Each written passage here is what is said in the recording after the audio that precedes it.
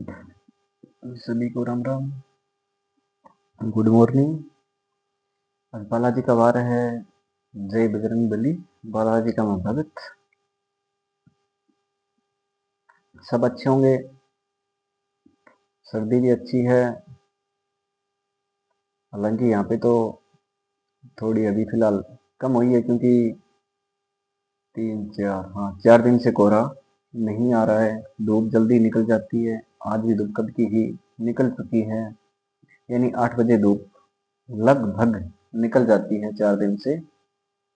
इसलिए दिन में सर्दी थोड़ी कम हुई है, बाकी नाइट में तो सर्दी है।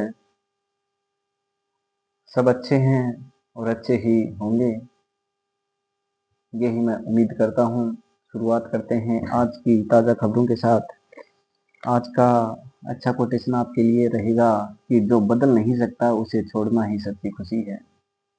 यानी कोई इंसान को लेके कहो या कोई वस्तु या कोई स्थान या कोई चीज को लेकर ये मान लो कि जो बदल नहीं सकता उसे छोड़ना ही एक विकल्प बचता है लास्ट में। इसलिए कोशिश करें, अगर सामने वाला बदल जाए तो बहुत अच्छा है, वरना अपना समय खराब ना ही करें। अगली खबर जो पीएम आवास है उसको लेके एमपी की एक बहुत ही निंदनीय खबर है कि जो पीएम आवास योजना में जो मकान बने थे, फ्लैट बने थे शहरों में, उनको बिल्डर और जो ऊपर ऑफिसर हैं यानी सरकारी कर्मचारी हैं, उनको बनाने वाले, उन्होंने बेचना शुरू कर दिया। यानी सरकार ने 2-2 लाख रुपए उनको उसको बनाने के लिए दिए थे, यानी वो बने 2-2 लाख में थे और अब 8-8 लाख रुपए में उनका सौदा कर रहे हैं। यानी उन्होंने पहले तो वो अफसरों ने और बिल्डरों ने फ्लैट बना दिए, 2-2 लाख रुपए वहां से उठा के फ्लैट बना दिए। उन्होंने गरीबों के नाम से उनका आवंटन तो कर दिया, लेकिन वो गरीबों में नहीं दिए, या दिए होंगे तो उनको कुछ कीमत देके वापिस वो उनका सौदा अमीरों को करवा रहे हैं। इसमें कुछ का सौदा हो चुका है, कुछ पहले से बिक भी चुके हैं और कुछ की प्रक्रिया अभी चल रही है। कल भास्कर रिपोर्टर वाले ने सौदा करने गए थे बिल्डरों के पास, तो उन्होंने 8 लाख रुपए में सौदा 10 फ्लैट का तय कर दिया था। सोचो इसमें कितनी घुसखोरी वो लोग कर रहे हैं। बस नाम ही है कि हम बनवा रहे हैं, लेकिन सरकार में ऐसा कुछ है नहीं जो गरीबों के पास रहे। इन पे कोई न कोई अच्छी कार्रवाई हो तभी कुछ रुक सकता है ऐसी चीजें। एक और निंदनीय खबर इसरो से आई है कि इसरो का जो रॉकेट मिशन था वो कल फेल हो गया। सभी 16 उपग्रह अंतरिक्ष में गुम हो गए। लॉन्च होने के 8वें मिनट में रास्ता वो भटका और तीसरे चरण के अंत में उसका संपर्क टूट गया। यानी लॉन्च होने के 8वें मिनट में ही वो रास्ता भटक गया था और इसमें 16 उपग्रह थे, वो सब के सब लापता हैं। 9 महीनों में इसरो के 2 मिशन फेल हो गए हैं और ये 32 साल में 64 में से 60 बार सफल हुआ है। इसमें यह था कि अगर ये सफल हो जाता तो पृथ्वी की छोटी छोटी चीजें साफ हम देख सकते थे। यानी पृथ्वी पे जैसे धरती पे हम छोटी छोटी चीजें देखते हैं, वैसे ही हम पृथ्वी पे भी छोटी छोटी चीजें देख सकते थे अगर ये सफल हो जाता। ये जो रॉकेट था वो PSLV था, जो इसरो का सबसे भरोसेमंद है। अगली खबर सभी के लिए है। एमपी हाईकोर्ट ने उस पर आदेश भी दिया है और ये इस आदेश से मैं पूरी तरह से सहमत भी हूँ, लेकिन कहीं ना कहीं इसकी गलती सरकार की भी मैं मानता हूँ कि सरकार अगर पहले ही कार्रवाई कर दे तो आम नागरिक तक ये बात पहुंचेगी नहीं। आम नागरिक मुसीबत में इससे नहीं फंसेगा। वो है कि मकर संक्रांति का त्योहार आने वाला है, अब चाइनीज जो मांझा है उसका प्रयोग न करें। इसी को लेके एमपी हाईकोर्ट ने सख्त आदेश दिए हैं कि बेचने या उपयोग करने पर दर्ज होगा केस। यानी जो भी इसको बेचेगा और जो खरीदेगा उस पे केस होगा। अगर बच्चा उड़ा रहा है तो उसके पेरेंट्स पे भी केस दर्ज हो सकता है। इसलिए सरकार को ठोस इस पे कदम उठाना चाहिए कि वो दुकानदार तक मांझा पहुंचे ही क्यों। अगर पहुंच दुकानदार तक गया है तो ग्राहक तक पहुंचे ही क्यों। चाइनीज मांझे से नाबालिग ने अगर पतंग उड़ाई तो पेरेंट्स भी दोषी होगा, हाईकोर्ट ने साफ साफ बोल दिया है। यदि कोई नाबालिग चाइनीज मांझे से पतंग उड़ाते पाया गया तो उसके पेरेंट्स को भी जिम्मेदार माना जाएगा और उनके खिलाफ भी कार्रवाई हो सकती है। एमपी अगर बात करें, मध्य प्रदेश में 4 साल में 15 मौतें इससे हो गई हैं और 126 लोग उसे घायल हुए हैं एमपी में पिछले 4 साल में।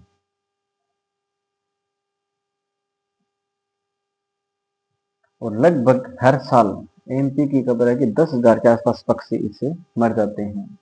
इसलिए चाइनीज मांझे का प्रयोग न करें। अगर आपको शौक पूरे करने हैं, अपने त्योहार है, इस पे पतंग उड़ाना अच्छा होता है, अच्छा लगता है, तो आप कच्चे धागे का ही इसमें प्रयोग करें और अपना इंजॉय करें।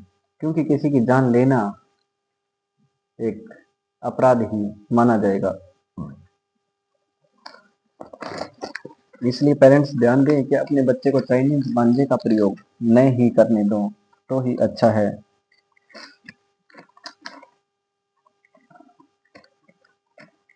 एक ये खबर है कि दवाइयों से रिलेटेड की अल्मोंड किड कोई सिरप है, उसमें भी खतरनाक केमिकल मिला है। कुछ माह पहले कोल्ड ड्रिफ कफ सिरप में दूषित केमिकल पाए जाने के बाद अब बच्चों की दवा अल्मोंड किड सिरप में भी खतरनाक रसायन इथाइल ग्लाइकोल पाया गया। यानी ये बच्चों के लिए कोई दवाई है अल्मोंड किड, इसको नहीं खरीदें क्योंकि इसमें भी केमिकल की मिलावटें पाई गई है।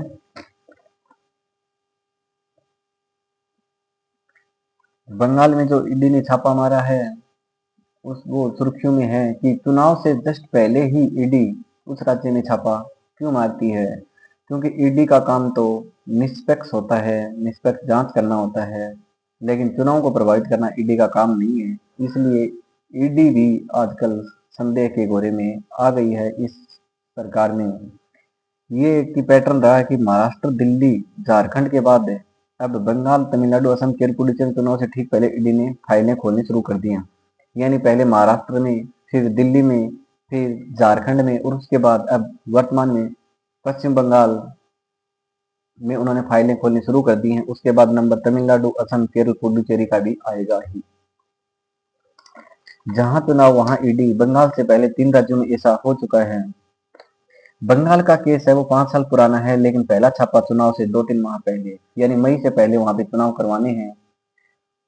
चुनाव से 2-3 माह की जो जिस घोटाले के लिए ईडी ने छापा मारा वो 5 साल से चल रहा है, लेकिन छापा उन्होंने चुनाव से 2-3 महीने ही पहले क्यों मारा है, ये बात संदेह के घेरे में आ चुकी है।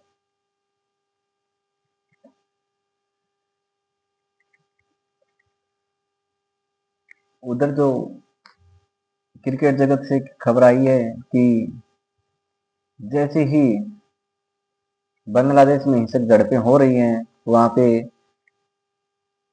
हिंदुओं की हत्या की जा रही है कि 23 दिन में 8वां हिंदू का भी कत्ल कर दिया गया है।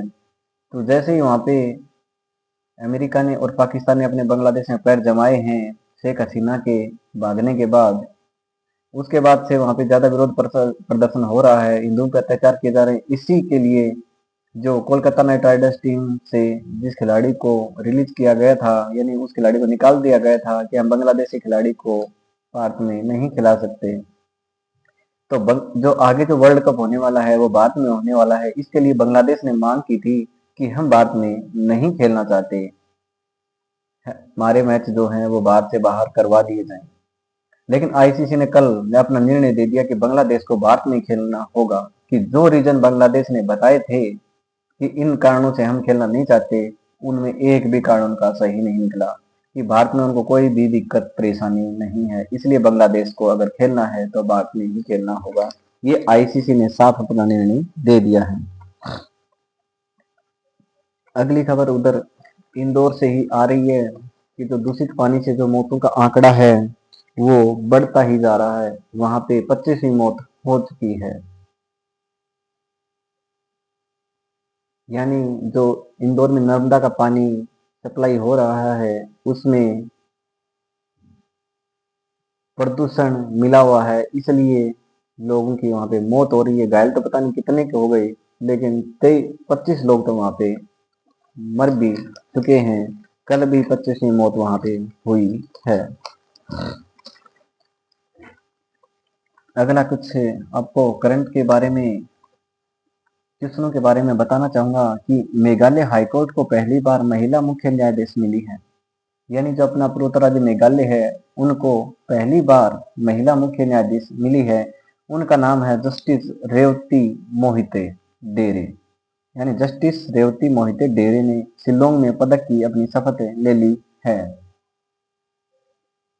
दूसरा अच्छा क्वेश्चन बताऊंगा कि रक्षा अनुसंधान विकास संगठन डीआरडीओ ने man portable anti tank guided missile MPATGM का सफल उड़ान परीक्षण महाराष्ट्र के केके रेंज में किया है। इस तीसरी पीढ़ी की मिसाइल ने चलते लक्ष्य को सटीक रूप से भेदा है। यानी anti tank guided missile MPATGM का सफल परीक्षण कहाँ से हुआ है?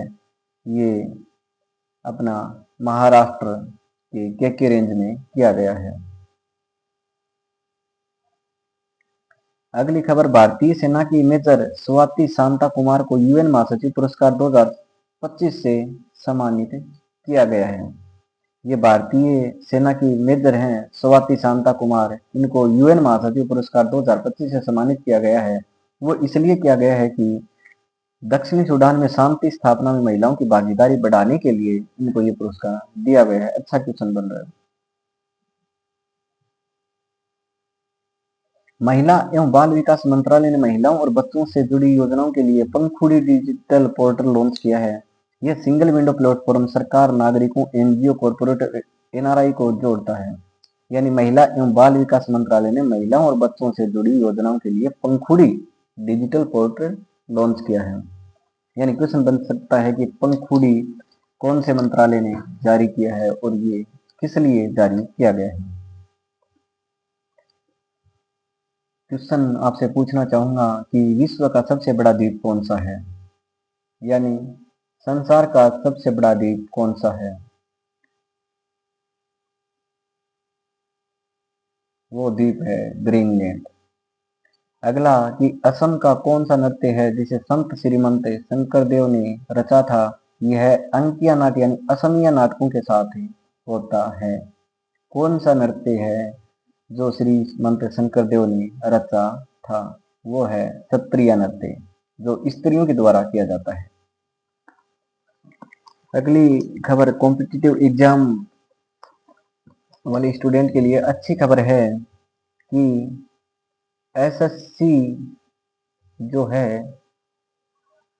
अपनी उसने वेटिंग लिस्ट के लिए बोल दिया। पहले उसमें वेटिंग लिस्ट वो जारी नहीं करते थे, सिर्फ एक लिस्ट जारी करते थे।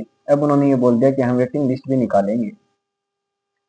वो इसलिए जरूरी हो गया क्योंकि एक ही उम्मीदवार का चयन उसमें कई पद पे हो जाता है। यानी इसमें एसएससी जो है वो कई पदों के लिए भर्ती करवाती है, जैसे बीएसएफ है, सीआईएसएफ है, आईटीबीपी के भी इसमें पद देते हैं, और भी इसमें पद आते हैं।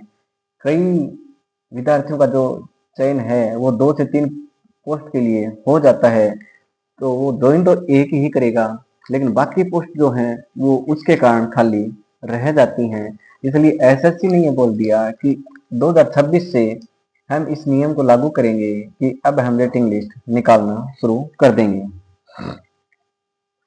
अब एसएससी जो है हर परीक्षा में वेटिंग लिस्ट जारी करेगा। एसएससी की परीक्षाओं में हर साल करीब 50 लाख उम्मीदवार शामिल होते हैं, जबकि चयन के बाद भी लगभग 40% पद जो है वो खाली रह जाते हैं। वेटिंग लिस्ट और फिक्स फ्लोट विकल्प से खाली पद भरेंगे और ज्यादा उम्मीदवारों को नौकरी का मौका मिलेगा।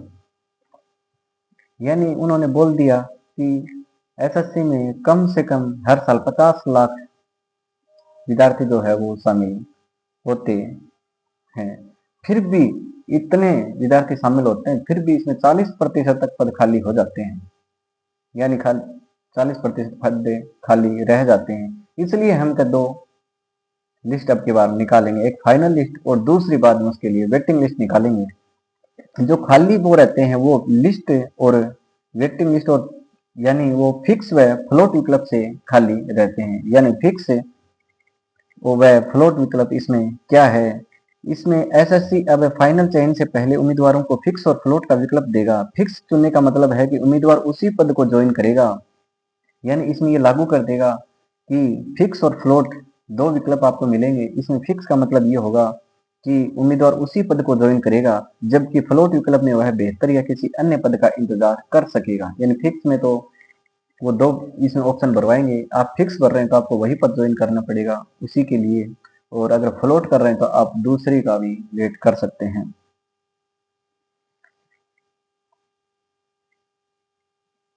अगर आपको उदाहरण के बताएं कि मान लो किसी भर्ती में 100 पद हैं, 100 पद में से पहले 100 उम्मीदवार चुने गए, इनमें 60 ने फिक्स भर दिया और 40 ने फ्लोट भर दिया, जिसमें ये मान लो कि जिसमें 40 पद खाली हुए, यानी फ्लोट वाले पद तो खाली रह गए। इसके बाद आयोग 101 से 140 रैंक वाले उम्मीदवारों की वेटिंग लिस्ट जारी करेगा। यानी मान लो कि 60 ने तो फिक्स का ऑप्शन भर दिया और बाकी जो 40 थे उन्होंने फ्लोट का भर दिया, तो 60 तो उसके लिए फिक्स हो गए, 40 में से क्या पता उसमें ज्वाइन करें या नहीं करें या वो वेटिंग में ही रह जाएं। इसलिए जो है एसएससी बाद में वेटिंग लिस्ट उसकी जारी करेगी। यानी ये कहीं अच्छा निर्णय एसएससी का रहेगा, इससे बच्चों को फायदा होगा, क्योंकि बच्चे एग्जाम भी देने जाते हैं और वैसे वैसे रह जाते हैं 50 लाख में से, यानी 60% बच्चे ही ज्वाइन करते हैं, 40% पद फिर भी खाली रह जाते हैं। तो सरकार का ये माने कि एसएससी का ये कहना है कि हम 40% पद भी उस भर्ती में भरें ताकि बच्चों को थोड़ा फायदा हो।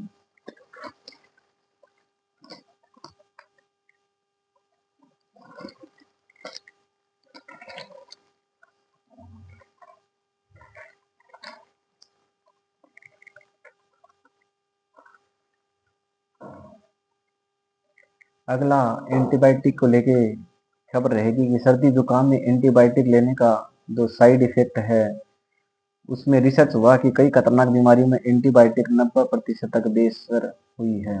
जो जयपुर के अपने एसएमएस अस्पताल सहित 5 अस्पतालों में 9,776 मरीजों यानी 10,000 मरीजों पर शोध या खुलासा हुआ कि जो एंटीबायोटिक हम बार बार ले रहे हैं, हर चीज के लिए एंटीबायोटिक हम ले लेते हैं, खांसी होती है तो एंटीबायोटिक दे दो, सर दर्द हो रहा है एंटीबायोटिक दे दो, थोड़ी जुकाम हुई है एंटीबायोटिक दे दो।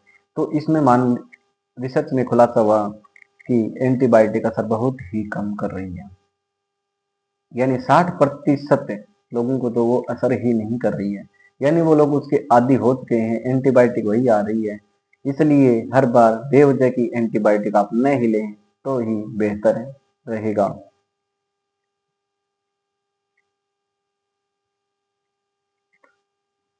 क्योंकि बार बार हम एंटीबायोटिक लेते रहेंगे तो शरीर उसका आदी हो जाएगा, फिर वो शरीर पे असर नहीं करती, और यही हुआ है कि 10,000 मरीजों पे शोध किया तो 60% पर तो असर ही नहीं हुआ, 40% भी थोड़ा बहुत असर हुआ उसका, 20 से 30% बस।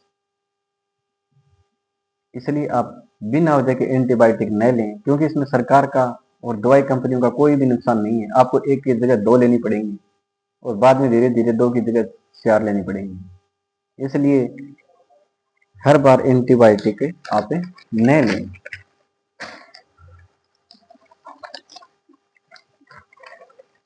अगली आपके लिए प्रेरणा शब्द बात रहेगी कि आप आगे बढ़ने के लिए पंख नहीं है, हौसला खोजिए, उड़ान अपने आप आ जाती है। यानी आगे बढ़ने के लिए आप पंख मत ढूंढिए, बल्कि हौसला खोजिए, उड़ान अपने आप ही शुरू हो जाएगी। कि पंख नहीं है हमारे पास, फिर भी आप पंख ढूंढ रहे हैं कि मैं कैसे उड़ूं, वो जरूरी नहीं है। आप तो बस हौसला रखिए, पंख अपने आप ही आ जाएंगे, यानी आप अपने आप ही आगे बढ़ जाएंगे।